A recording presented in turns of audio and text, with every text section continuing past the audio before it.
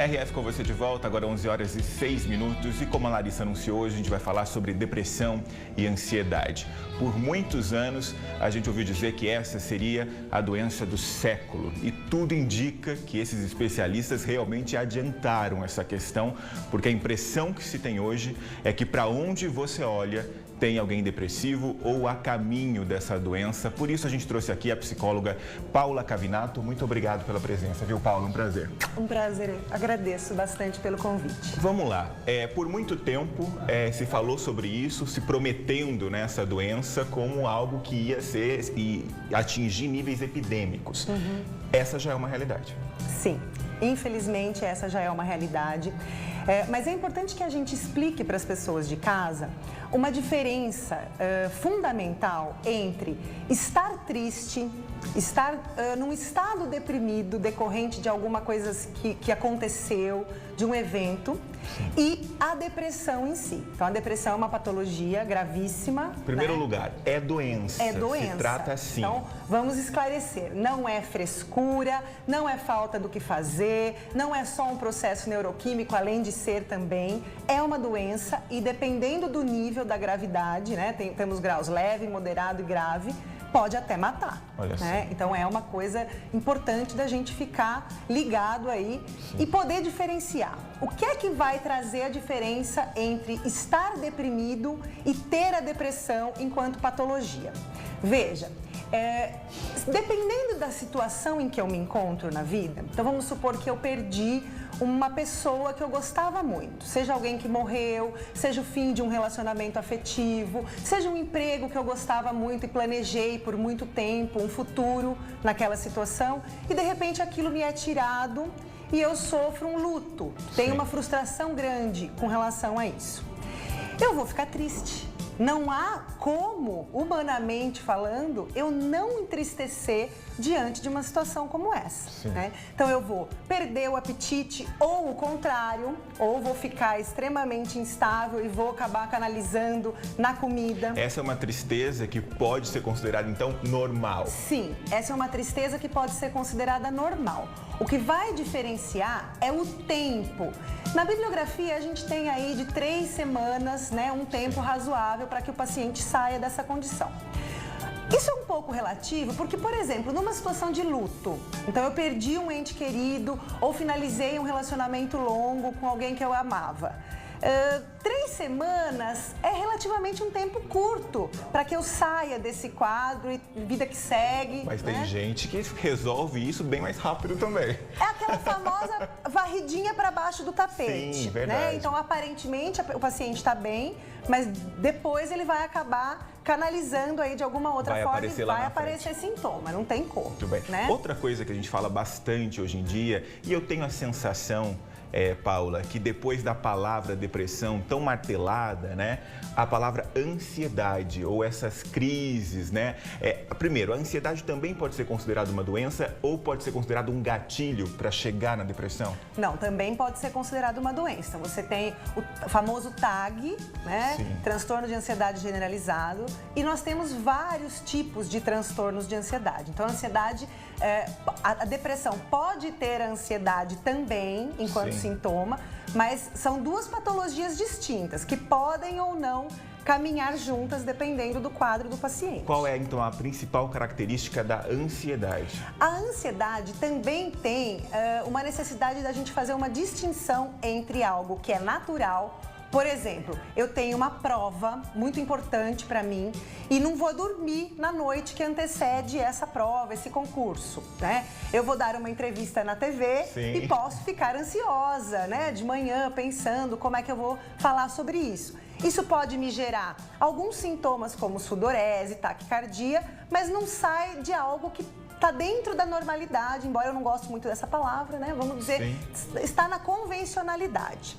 Quando eu começo a ter um medo excessivo de uma situação, quando eu começo a sofrer demasiadamente, inclusive com sintomas físicos, com relação a alguma situação, aí a gente está saindo um pouquinho de um quadro convencional e natural às situações da vida que com certeza vão nos deixar mais ansiosos e estou entrando num processo já que a gente entende como patológico, algo que eu tenho que prestar atenção, que eu tenho que cuidar. Ter, por exemplo, um ataque de pânico. Exatamente. Na verdade, o ataque de pânico é o grau mais alto da ansiedade, né? Então, quando o paciente está muito ansioso, ele acaba fazendo uma crise de pânico, com sintomas físicos, inclusive. Falando nisso, a gente quer convidar você aí de casa para participar dessa conversa. Em qualquer lugar que você estiver, se você conhece alguém ou você é a pessoa que já teve depressão ou algum ataque de pânico, alguma crise de ansiedade, conte pra gente. Se você tiver alguma dúvida, a Paula está aqui para esclarecer. E justamente falando nesse tema, a gente quer saber se você já se sentiu ansioso, se você já teve alguma crise desse tipo, né? Um calafrio, pânico, medo, capaz de te paralisar, por exemplo. Essa é a rotina da maioria das pessoas que sofrem com a ansiedade. E a atriz e youtuber Megan Hanks fez um vídeo tentando explicar na prática qual é essa sensação. A Larissa dublou pra gente, vamos ver. Do lado de fora é fácil pensar que alguém tem tudo sob controle. Porque meu cabelo está cacheado e minhas bochechas estão incondicionalmente coradas. Eu não devo ter nenhum problema na vida. Como se esperassem que eu vestisse meus demônios com uma letra escarlate presa em meu peito. E eles partem do princípio de que se você não pode enxergar, então eles não estão lá. Como se a dor não existisse a não ser que você esteja sangrando, ou preso em um caixão, ou cambaleando com um machucado. Mas às vezes os demônios mais dolorosos são aqueles que eles não podem ver.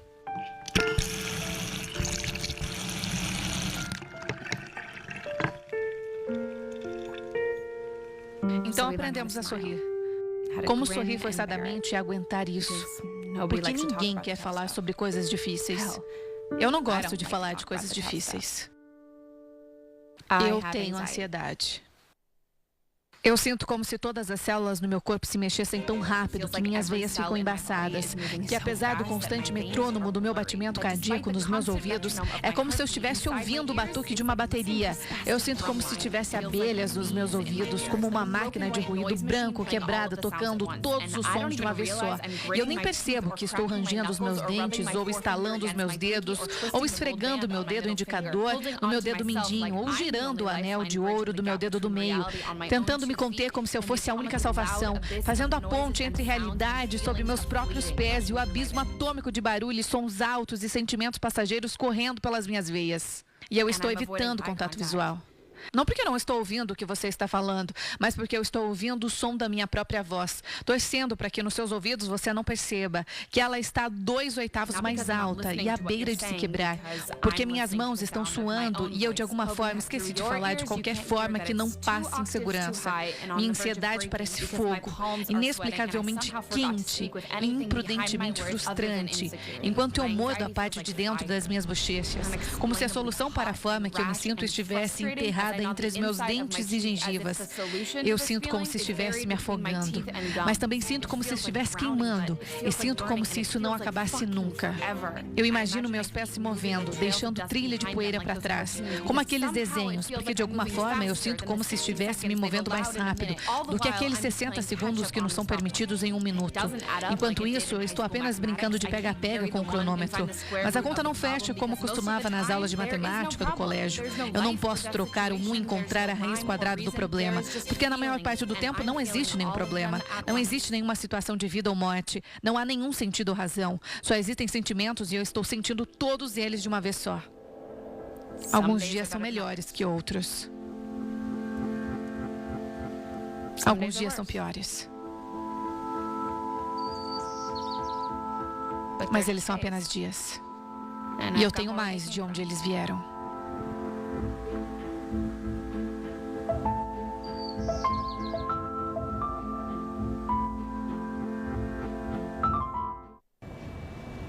Ufa, a gente fica ansioso só de assistir.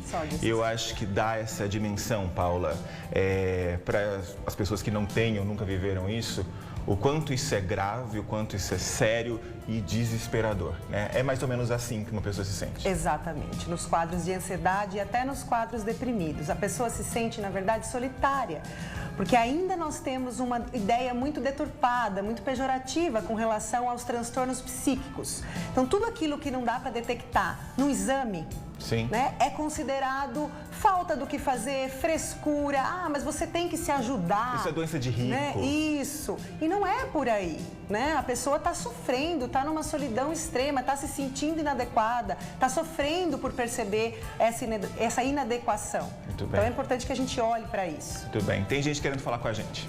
Exatamente, Gustavo. Nós temos algumas perguntas. Então, nós vamos para o quadro Você na Telinha. Olha só quem mandou mensagem pra gente. Então, vamos ver no nosso WhatsApp? Pode colocar a mensagem aqui pra mim, por favor, gente? Dá para colocar? Ah lá, na tela, ó. O Michel Douglas, de Vinhedo, bom dia.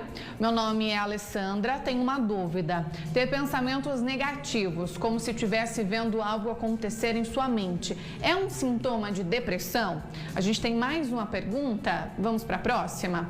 Ó, lá de Sumaré, eu sou muito ansiosa e tomo remédio. Como posso me livrar disso? Então, nós temos essas duas questões que a gente vai responder agora, né, Gustavo?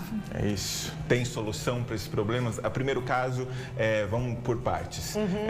O Douglas, né, de Vinhedo, se eu não me engano, no caso dele, Paula, isso pode ser caracterizado uma depressão ou não é por aí? Para a gente diagnosticar uma depressão, a gente relaciona uma série de sintomas.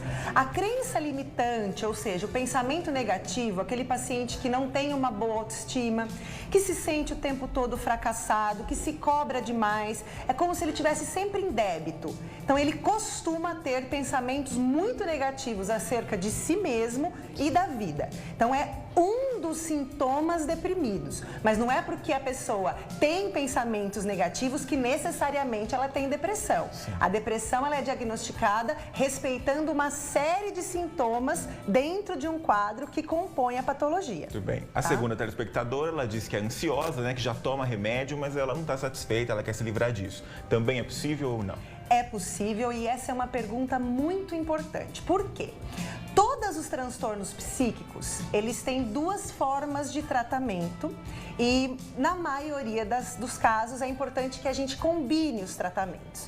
Os pacientes que estão num grau de leve a moderado, eles ainda estão funcionais. O que seria isso? A pessoa consegue ter uma vida onde ela acorda, ela se alimenta, ela vai trabalhar, ela faz o que ela tem que fazer, mas ela não se sente bem. Mas ela cumpre aquilo que ela estabeleceu para a rotina de vida dela. Esse paciente, embora ele esteja triste com sintomas, ele está funcional. Num estágio mais avançado, tanto da depressão quanto do transtorno de ansiedade, o que vai acontecer com esse paciente? Ele vai ficar disfuncional, ele não vai dormir bem, ele não vai conseguir se alimentar, ele vai precisar se afastar e nesse caso a gente precisa da ajuda do médico, psiquiatra, para fazer o tratamento. Então o ideal é que a pessoa una o tratamento medicamentoso prescrito por um profissional médico psiquiatra, isso é muito importante, porque muitos médicos podem medicar com antidepressivos. E também não é o remédio da sua vizinha. Exatamente. Então, é muito importante que aquele indivíduo passe por uma consulta com o especialista que vai detectar. E que também faça psicoterapia, porque a medicação atua no sintoma.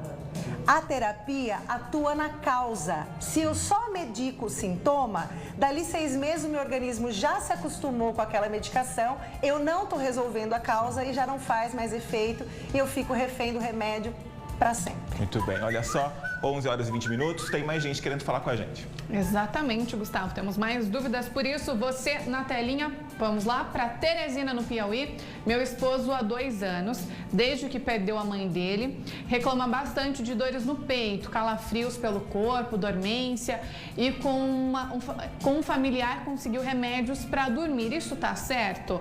A gente quer saber se dá para tomar remédio para dormir ou não e o quanto nós devemos tomar, né, e ficar refém de medicamentos. Tem mais mensagem pra gente? Vamos lá? A Jéssica de Aracaju.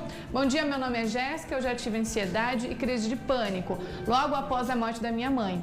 Foi horrível, fui parar no hospital achando que estava tendo um infarto. É uma situação muito difícil mesmo, né? No primeiro personagem ali, Paula, aquilo que a gente estava falando, né? Pegou o medicamento de outra pessoa, isso é arriscadíssimo, né? Muito. E nesses casos, então, vamos falar com os telespectadores. Bem, em todos os casos de luto, principalmente de um luto de mãe, que foram os 2 casos que os telespectadores nos trouxeram agora, Obviamente que o paciente vai ficar muito triste, que o indivíduo vai, assim, perder todas as forças, ele vai passar um bom tempo vivendo um processo bastante denso. Porém, em ambos casos, a gente viu que um faz 2 anos. Sim. Né? Então, como já faz um bom tempo e a pessoa não apresenta melhora, é muito importante que ela faça uma consulta com um profissional da psicologia ou da psiquiatria. Normalmente, um vai encaminhar para o outro a partir de quando detectar a questão.